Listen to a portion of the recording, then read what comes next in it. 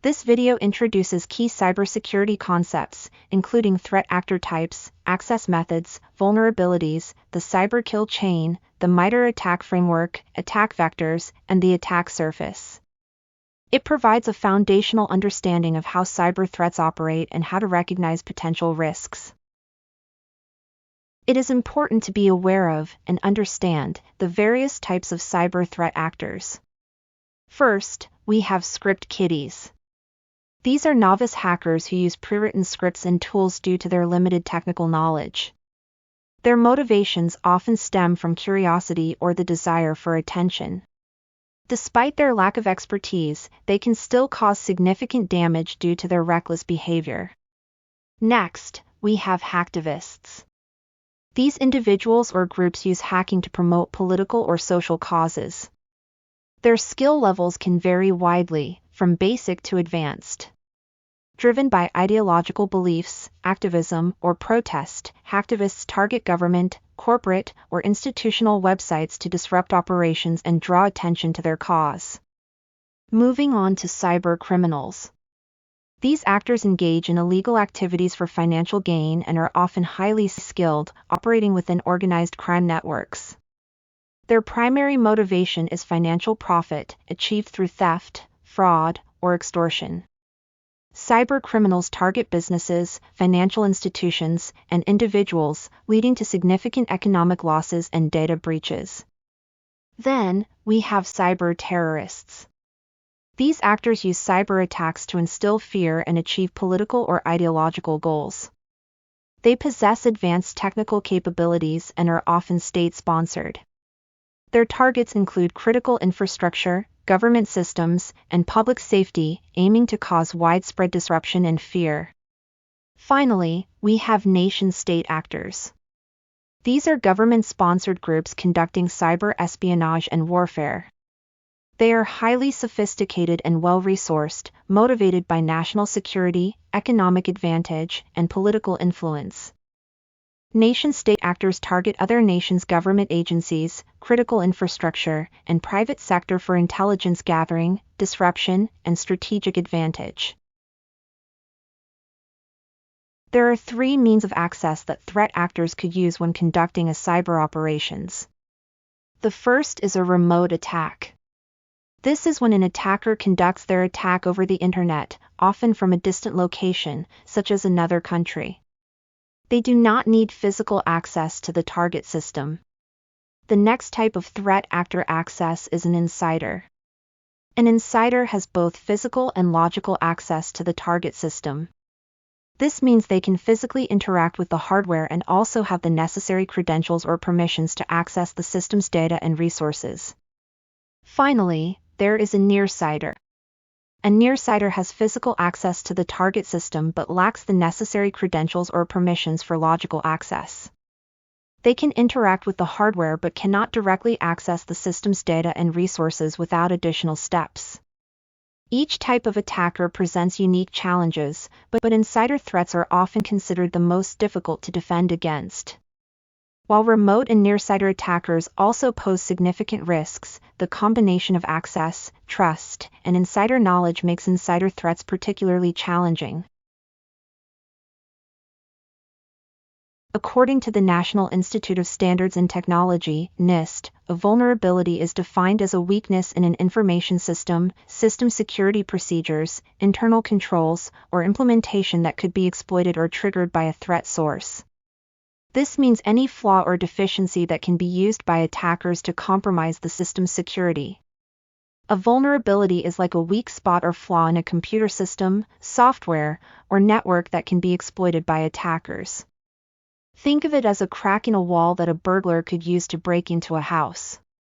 Vulnerabilities can be caused by various factors, such as errors in software code that can be exploited, improper configuration settings in computing devices, or old versions of software that lack security updates. When attackers find and exploit these vulnerabilities, they can gain unauthorized access, steal data, or cause damage to the system. Publicly disclosed vulnerabilities can be located in the National Vulnerability Database. The National Vulnerability Database is like a big catalog of security problems found in computer systems and software. Vulnerabilities are assigned a common vulnerabilities and exposures identifier known as a CVE, which includes the year it was disclosed and a unique sequence number. This unique CVE ID number makes it easier for people to talk about and fix these issues. Each CVE will include a description of the vulnerability as well as a severity-based score ranging from 1 to 10, with 10 being the most critical. This score uses the Common Vulnerability Scoring System, or CVSS. This score is based on several factors including attack vector, attack complexity, privileges required, and user interaction. These factors are considered when determining the severity of the vulnerability. The cyber kill chain developed by Lockheed Martin is a framework that outlines the stages of a cyber attack. Here are the 7 steps, explained in simple terms. Step 1, reconnaissance. This is the research phase where attackers gather information about their target. They look for vulnerabilities and ways to access the system. Step 2, weaponization. In this step, attackers create or modify malware to exploit the vulnerabilities they found during reconnaissance. Step 3, delivery.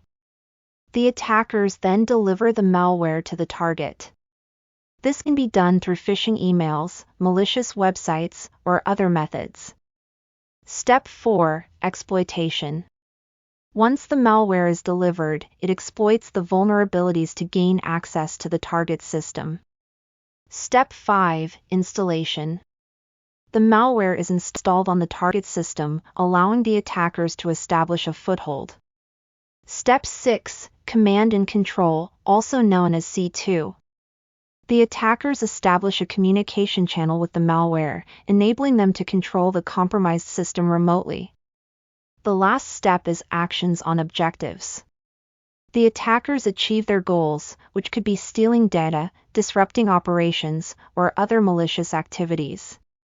This framework helps cybersecurity professionals understand and defend against cyber attacks by breaking down the attack process into manageable steps. The MITRE ATT&CK framework is more detailed and flexible than the Lockheed Martin cyber kill chain. This allows organizations to map out specific techniques used by attackers and develop defenses against them. There are 3 matrices for the MITRE ATT&CK framework. The first matrix, which is shown here, is the enterprise matrix, which is appropriate for traditional IT systems. Next is the mobile matrix for cellular devices and networks. And the final matrix is ICS for industrial control systems. Looking at this view of the enterprise matrix, you can see the tactics from left to right across the top of the matrix. These represent the high-level goals of attackers. Below each of the tactics, in columns, are the techniques, as to how the goals can be achieved. Here is a slightly deeper examination of the MITRE ATT&CK framework using the enterprise matrix. This view shows there are 14 tactics, all of which have their own ID as shown in the far left column. Selecting one of the tactics, for example initial access, hyperlinks to a view of that tactic and the corresponding techniques. This view provides more information as to the tactic and the various techniques, and sub-techniques. Selecting any of the techniques will once again present a different view, focusing on that technique, including procedural examples of how that technique was used in an actual attack. That view will also show potential detection and mitigation procedures that are beneficial to counter that technique. There are many benefits to using the MITRE ATT&CK framework beyond what was shown here. Attack vectors are the paths or methods that cyber attackers use to gain unauthorized access to a network or system. Understanding these vectors is crucial for defending against cyber threats. There are many different types of attack vectors, but here are a few examples. First, we have phishing. This involves sending deceptive emails to trick users into revealing sensitive information. Next is malware. Malware is malicious software designed to exploit vulnerabilities in your system. It can come in many forms, such as viruses, worms, or ransomware, and can cause significant damage. Social engineering is another common attack vector. This involves manipulating people into divulging confidential information. For example, an attacker might pose as an IT support technician and request you provide information from your computer. Finally, we have network attacks. These attacks exploit weaknesses in network protocols or configurations to gain access to systems. Examples include man-in-the-middle attacks and denial-of-service attacks. By understanding these attack vectors, we can better prepare and protect our systems from potential threats.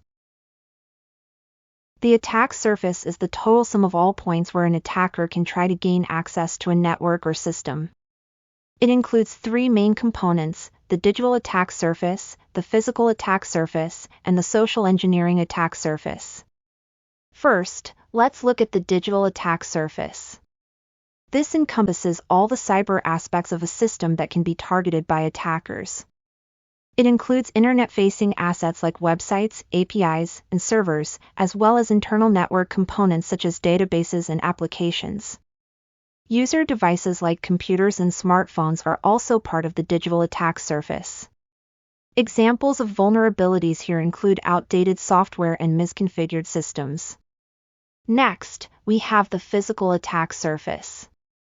This includes all the physical aspects of a system that can be targeted by attackers. Components include hardware like servers and routers, facilities such as office buildings and data centers, and access points like doors and windows. Physical vulnerabilities might involve unauthorized access to buildings or theft of devices and sensitive documents. Finally, there's the social engineering attack surface. This involves exploiting human factors to gain unauthorized access or information. It includes employees who might be tricked into revealing information, communication channels like emails and phone calls, and behavioral vulnerabilities such as trust and curiosity. Examples include phishing emails and pretexting, where attackers create fabricated scenarios to obtain information. In summary, the attack surface is the combination of digital, physical, and social engineering vulnerabilities. By understanding and securing each component, organizations can better protect themselves against potential threats. Congratulations! You completed the Cyber Threats video. Please visit www.dau.edu/cybersecurity for additional cybersecurity resources and training.